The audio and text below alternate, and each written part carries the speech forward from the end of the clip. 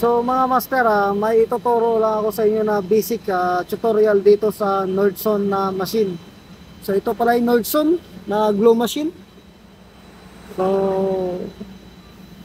pag ganyan, nagpo-fault siya ng F1, ang problema nito ay RTD. So tinuturo niya number 2.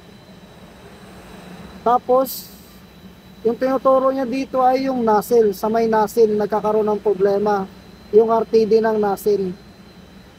So pag ituturo naman dito ay sa hose naman to. So kung number 1 or number 2, so tulad din ito yung nozzle. So ngayon ang problema ay number 2, so F1.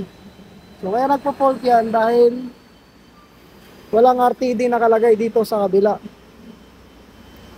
So ito, andito yung supply ng heater at saka yung RTD ng hose saka yung nozzle. So ngayon ay ilagay natin to. So gusto ko lang ipakita sa inyo na pag walang RTD, so ganun ang fault niya, F1 or so bago po yan.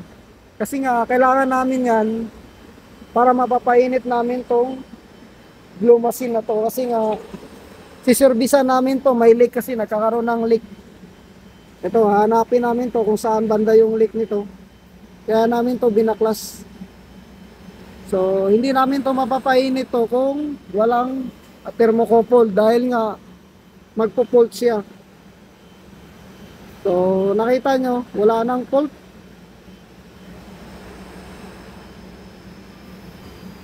So ngayon ay okay na, hindi na siya nag-error. Ngayon, subukan natin tanggalin yung isang hose sa baba.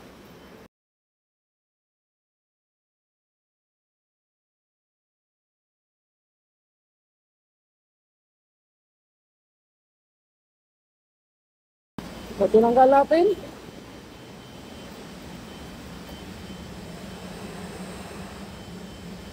So yung kanina number 2, yung ngayon ay number 1. So number 1 na nozzle. So ang fault din niya ay F1.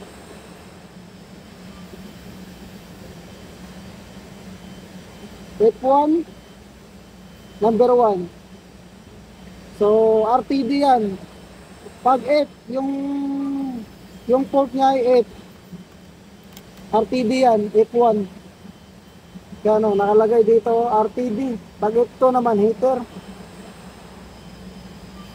So nandito yung fault niya.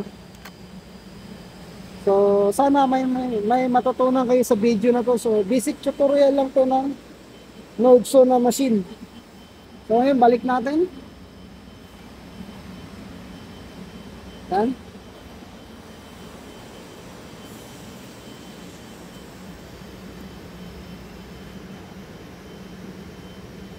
So yun, kung makita nyo na wala.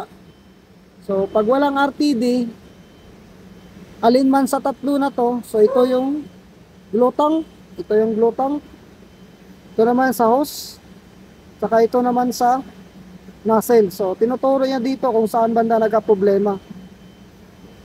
So yun lang mga master, sana may matutunan kayo sa Nordson na machine, basic tutorial.